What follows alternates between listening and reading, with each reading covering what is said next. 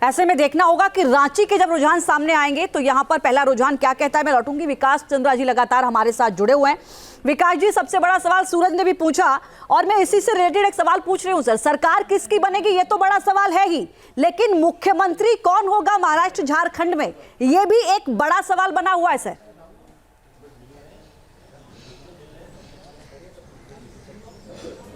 जी बिल्कुल बड़ा सवाल है, क्योंकि चुनाव के दरमियान भी, चुनाव के पहले भी और अब भी इस बात पर चर्चा है कि आखिर चेहरा कौन है, नेता कौन बनेगा, मुख्यमंत्री कौन बनेगा। क्योंकि झारखंड की राजनीतिक परिस्थिति बिल्कुल अलग है। कई सारे दावेदार बीजेपी के पास थे। यही वजह थी कि बीजेपी ने वहां कहा कि सामूहिक नेतृत्व में ही वो चुनावी मैदान में जाएंगे।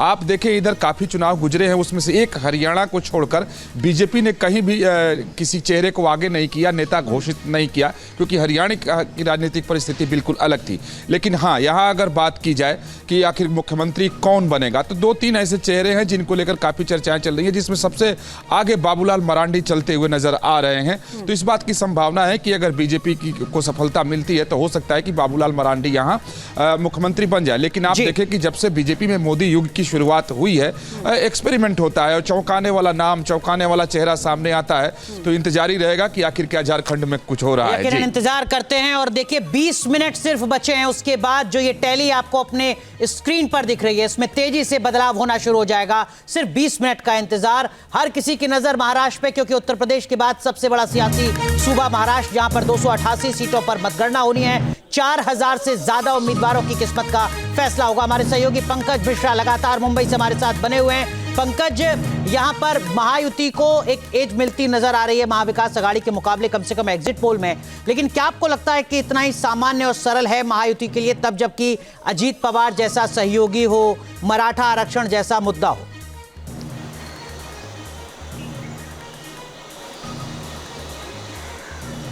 बिल्कुल, देखिए तमाम जो एग्जिट पोल हैं उनमें ये बात जरूर साफ दिखाई दे रहा है कि महायुति जो है वो महाराष्ट्र में अगली सरकार बना रही है।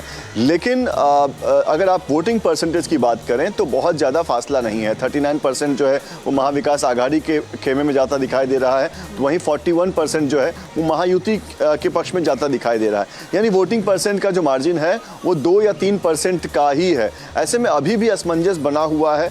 अभी भी जो अलग अलग पार्टियां हैं उनकी धड़कनें रुकी हुई है कि आखिर महाराष्ट्र की जनता ने क्या फैसला लिया है।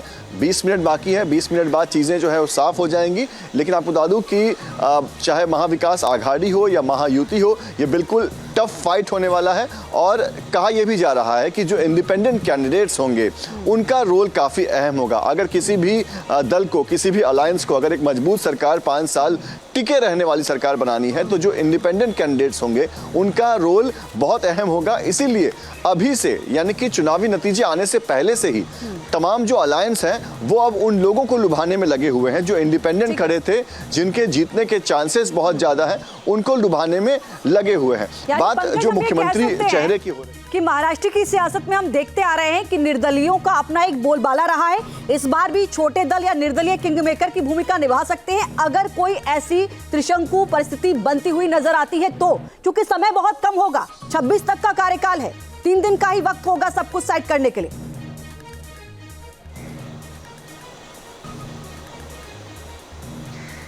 बिल्कुल, देखिए समय बहुत कम है। यही वजह है कि चुनावी नतीजे आने से पहले से ही दोनों अलायंस जो हैं वो अपनी तरफ से जो छोटे छोटे पार्टियां हैं, जो इंडिपेंडेंट कैंडिडेट्स हैं, उनको लुभाने में, उनसे बात करने में लग गए हैं। उन्हें अलग अलग प्रॉमिस किया जा रहा है, उन्हें अपने साथ लाने के लिए तमाम तैयारियां की जा रही है। तो ये तैयारियां हो गई और समय बहुत कम है।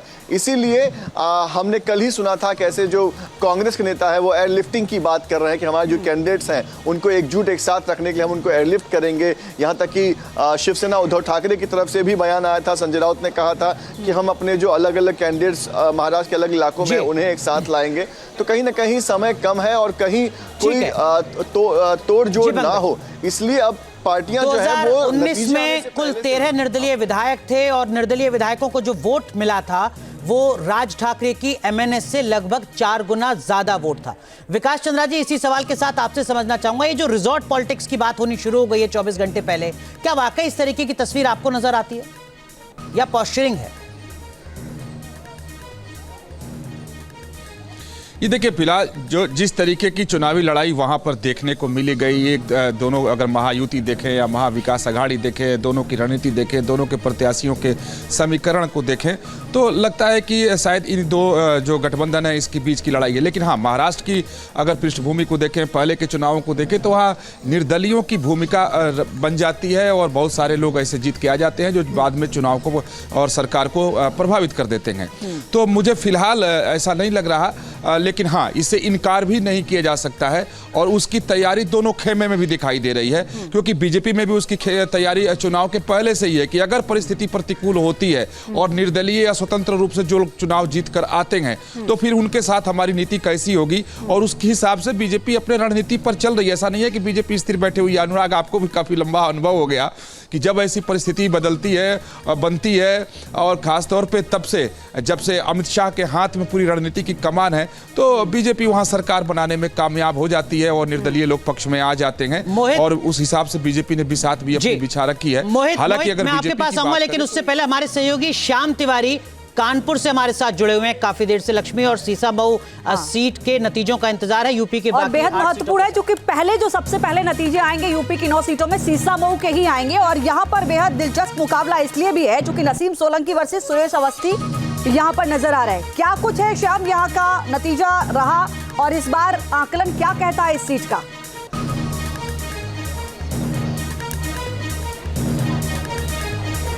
देखिए, आपको बता दें कि जो दावे हैं वो दोनों ही तरफ से दावे किए जा रहे हैं, अपनी अपनी जीत के दावे कर रहे हैं, क्योंकि जिस तरीके से मतदान हुआ है, एक तरफ जो मुस्लिम बाहुल्य क्षेत्र था वहाँ पर भी जम करके वोटिंग हुई है, वहीं भाजपा के लोगों का कहना है कि जो बस्तियाँ थीं वहाँ पर भी जम करके मतदान हुआ है। तो दोनों तरफ से दावे जीत के किए जा रहे हैं। आपको बता दें कि यहाँ पर 2,71,000 वोटर था, जिसमें से 1,33,000 वोटर ने मतदान किया है।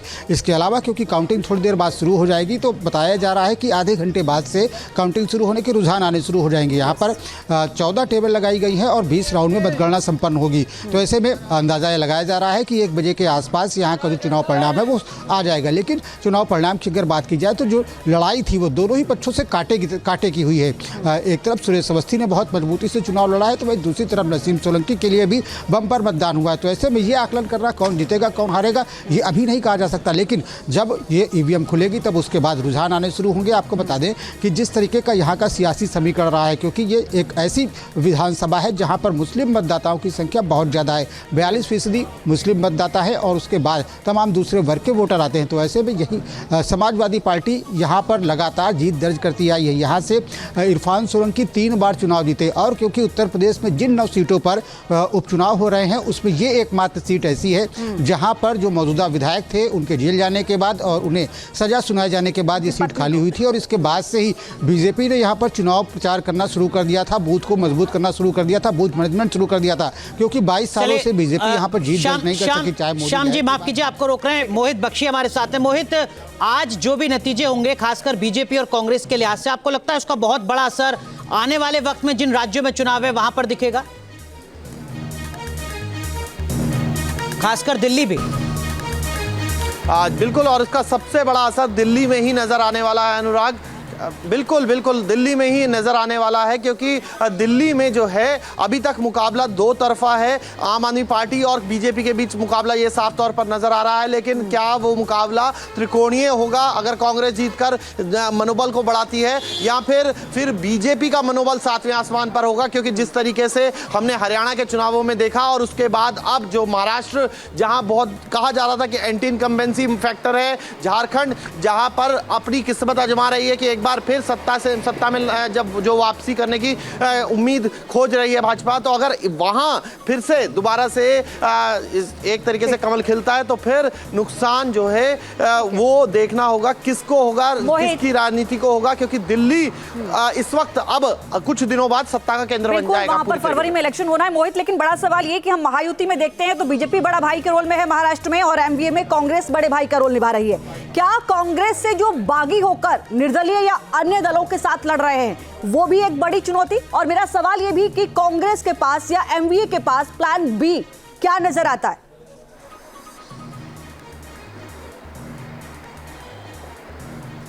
देखिए, जो कल रात हमारी सूत्रों से बात हुई उसके मुताबिक तो यही कहा गया कि जो बागी हैं अगर वो जीतते भी हैं तो भी उनसे संपर्क में है कांग्रेस आला कमान, क्योंकि कांग्रेस को लग रहा है कि ये जो पूरा चुनाव ही है बहुत क्लोज जाने वाला है। इतनी आसानी से जो ये कहा जा रहा है कि एक तरफा जीत मिल सकती है महायुति को। महाविकास अघाड़ी भी एक एक विधायक पर नजर बनाए हुए है और आपको वो बयान याद होगा शरद पवार का जिसमें उन्होंने कहा था कि हमें जो लोग चले गए उनसे भी गुरेज नहीं है, यानी कि अगर वो जीत के आते हैं हो सकता है कि जो एनसीपी जिस पर अजीत पवार अपना दावा कर रहे हैं उसमें भी हलचल नजर आए। तो ये क्योंकि शिवसेना तो एक तरीके से जो उद्धव ठाकरे की शिवसेना है वो साफ कर चुकी है हम किसी बागी को नहीं लेंगे, लेकिन शरद पवार ने अभी अपना पासा नहीं फेंका है।